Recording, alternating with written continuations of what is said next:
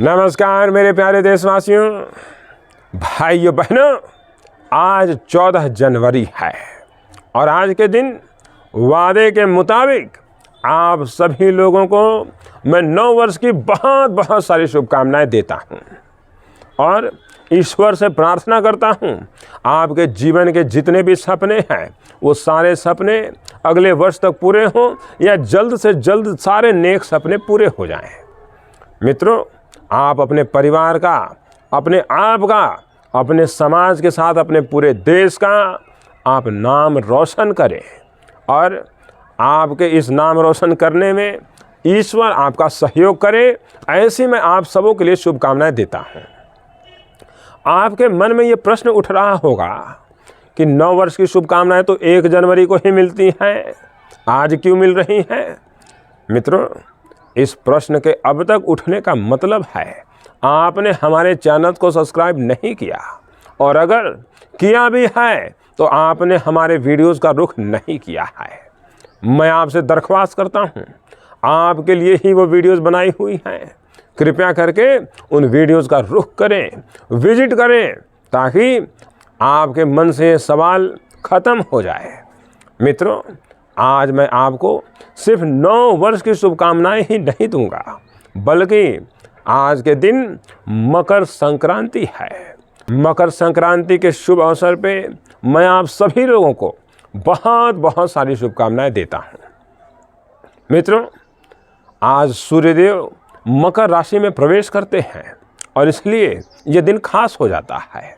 आज के दिन पतंगे भी उड़ाई जाती हैं, तिल, तिलकुट, चूड़ा, दूध, दही, इन सब का सेवन होता है। इससे आपको सबका आशीर्वाद प्राप्त होता है, यूनिवर्सल वाइब्रेशन आपकी स्ट्रांग होती है। प्यारे देशवासियों, इसके पीछे एक पौराणिक कथा है।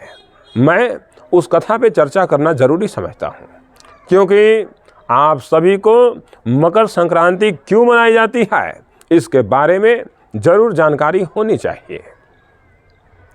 प्यारे देशवासियों, भगवान सूर्य की पत्नी का नाम संज्ञा था और संज्ञा भगवान सूर्य के तेज को सहन नहीं कर पाती थी और इसलिए भगवान सूर्य से उन्हें दूर जाने की इच्छा होती रहती थी। भगवान सूर्य से दूर जाने की इच्छा में उन्होंने अपनी शरीर की प्रतिरूप छाया का निर्माण किया और हूबहू उनके जैसी दिखने वाली छाया भगवान सूर्य के साथ रहने लगी और इन्होंने भगवान सूर्य की जगह को छोड़ दिया। प्यारे देशवासियों, भगवान सूर्य और छाया से एक पुत्र हुआ। वो पुत्र काला था और इसलिए भगवान सूर्य ने छाया को बहुत बुरा भला कहा और इसकी वजह से रुष्ट होकर छाया ने अपने पति सूर्य देव को श्राप दिया और उस श्राप की वजह से भगवान सूर्य कुष्ठ रोग से पीड़ित हो गए। छाया से जो भगवान सूर्य का पुत्र हुआ उसका नाम शनि था और वही शनिदेव हैं। शनिदेव और छाया दूसरे जगह पे जाकर रहने लगे और भगवान सूर्य ने छाया के श्राप देने की वजह से क्रोध में आकर के उस जगह को नष्ट कर दिया, उस जगह को जला दिया और जिस जगह पे वो रहते थे उस जगह का नाम कुंभ था।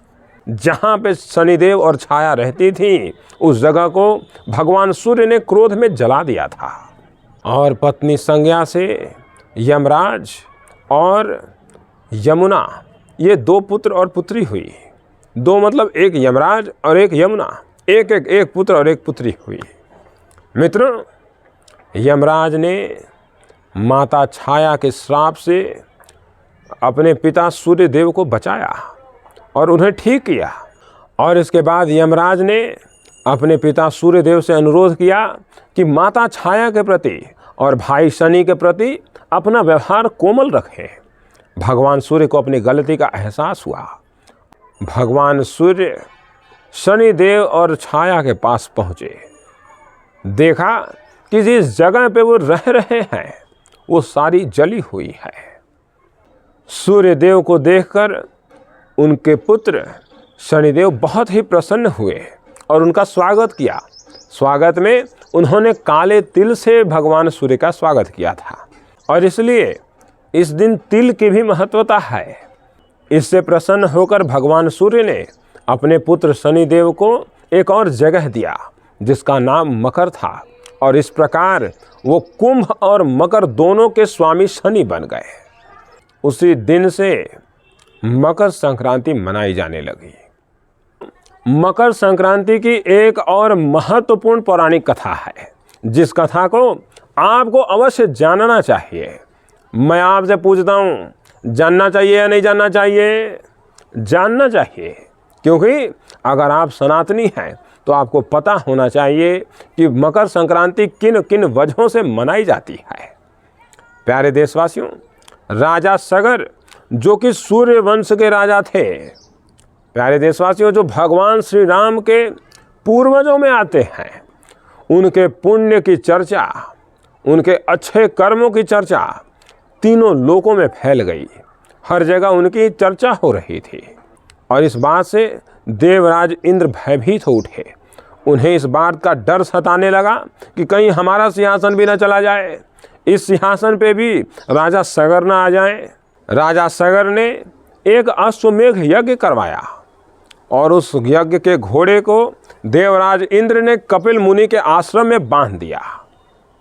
राजा सगर के 60,000 पुत्र उस घोड़े को ढूंढने निकले, और जब वो कपिल मुनि के आश्रम पहुँचे तो उन्होंने चोरी का आरोप कपिल मुनि पर लगा दिया।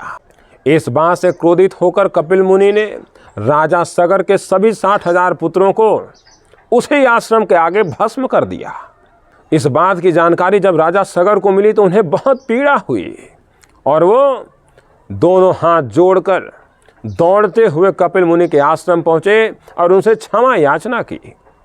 इस पर कपिल मुनि ने कहा, मेरे दिए गए श्राप को तो मैं वापस नहीं ले सकता, परंतु आपके 60,000 पुत्रों को मोक्ष प्रदान करवाने की क्षमता सिर्फ माता गंगा में है।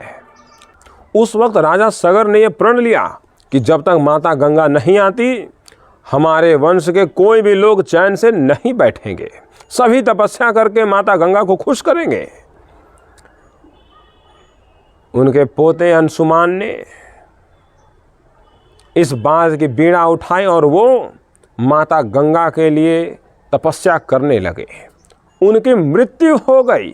उसके बाद राजा भगीरथ ने तपस्या करके माता गंगा को प्रसन्न किया, परंतु माता गंगा का वेग इतना ज़्यादा था जिसे धरती को नुकसान हो सकता था। इसलिए भागीरथ ने भगवान शिव को भी प्रसन्न करके उनसे अनुरोध किया कि माता गंगा को आप अपनी जटाओं में धारण करें और उसके बाद हमारी धरती पर माता गंगा प्रवेश करें। भागीरथ के अनुरोध पे भगवान शिव ने माता गंगा को अपनी जटाओं में धारण किया, और तब से भगवान शिव गंगाधर भी कहलाए।